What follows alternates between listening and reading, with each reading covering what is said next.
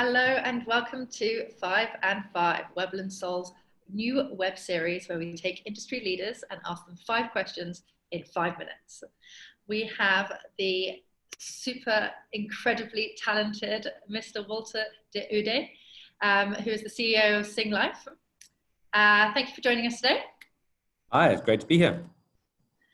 Before we kick off, I want to know, what is your proudest achievement?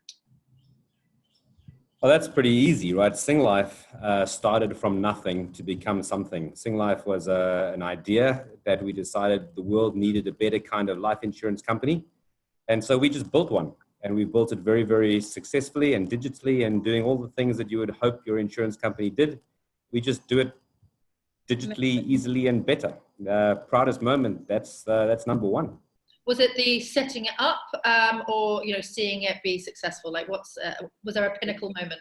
It's a bit of both. I think when we started the idea, many people said to us, you guys are crazy. How do you think you can just start something like as big a project as this from nothing? What makes you think that you'd be able to pull it off? Can you raise the capital that's needed? Are you able to enter the market? And we said, well, it hasn't been done in the last 40-something years, so let's give it a try. And we've had fantastic support from our regulators, the capital providers, and most importantly, our customers as we've built our proposition. But even more so now that we've gone from just being an ordinary life insurance company, now that the technology is getting so much better, we can tap into new parts of the financial ecosystem. And we're so proud of the stuff that we're doing now by being able to help people to just manage their money and get a better return on their savings, which in a way where Visa cards and other things are all useful in that ecosystem. It's never been done before, and we're really proud of having been able to bring that to life. Well done.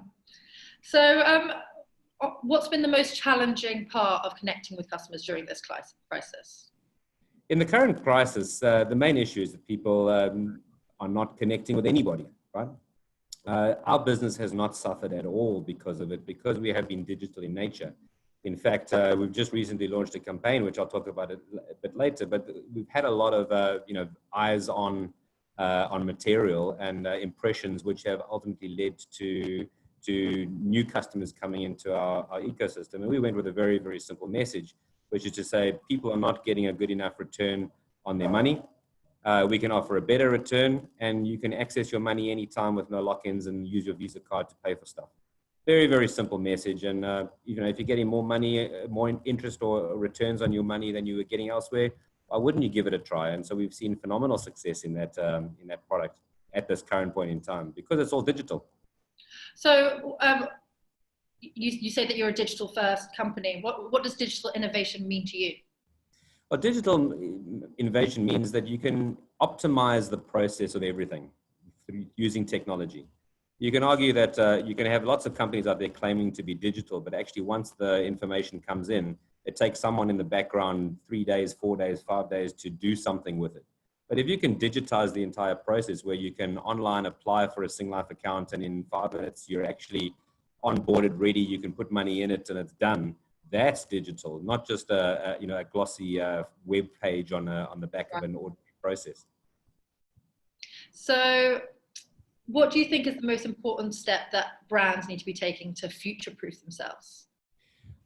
In today's world, especially now with the COVID crisis, we believe that the world is changing fundamentally. While we've had lockdowns now and these kinds of periods of low, or call it a low-touch economy, these are going to recur at multiple points in time. So we might have times where the restrictions get less and we can all interact a little bit more, but then you'll get spikes again and we'll all have to concentrate a bit harder again.